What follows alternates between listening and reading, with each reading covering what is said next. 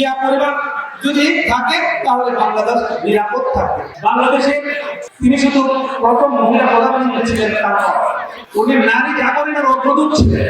ওনার আমলে এই যে আপনাদের ছোট ছোট বাচ্চাদেরকে, আমাদের মেয়ে বাচ্চাদেরকে যে আমরা স্কুলে আসার একটা প্রবণতা লক্ষ্য করেছি, যখন বাংলাদেশের নারী শিক্ষার মধ্যে কোনো আগ্রহ ছিল না, কন্যাদেরকে ঘরের বাইরে যেতে দিত না, তখন কিন্তু বেগম খালেদা জিয়া উপবৃত্তি চালু করে এবং উপবৃত্তির মাধ্যমে উনি কন্যা শিশুদেরকে অগ্রাধিকার ভিত্তিতে স্কুলে উনি টেনে নিয়ে আসেন, সুশিক্ষা শিক্ষিত করে। সেই বাংলাদেশের নাগরিক জাগরণের অগ্রদূত ছিলেন আমাদের বেগম খালেদা জিয়া।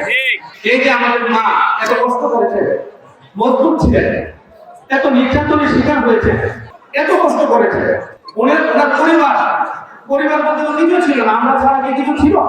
পরিবারের দিকে খেয়াল করার মতো ওনাকে সেই সুযোগ দেওয়া হয় না।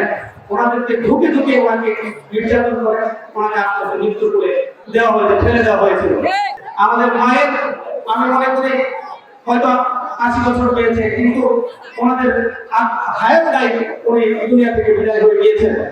কিন্তু ওনার উপরে যে নির্যাতন করা হয়েছে, এটা পৃথিবীর ইতিহাসে একটা কষ্টদায়ক ঘটনা। কষ্টের ঘটনা। আমি এটা নিন্দা জানানোর ভাষা আমার নাই।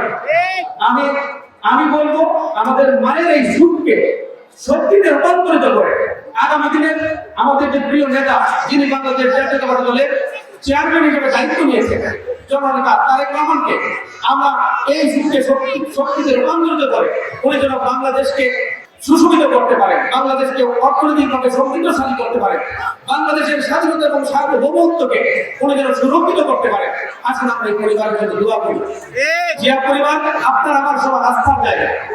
আমরা সবাই জিয়া পরিবার উপর আস্থা রাখি, বাংলাদেশের মানুষ আস্থা রাখে, সারা পৃথিবীর মানুষ বিশ্বাস করে জিয়া পরিবার যদি থাকে তাহলে বাংলাদেশ নিরাপদ থাকবে।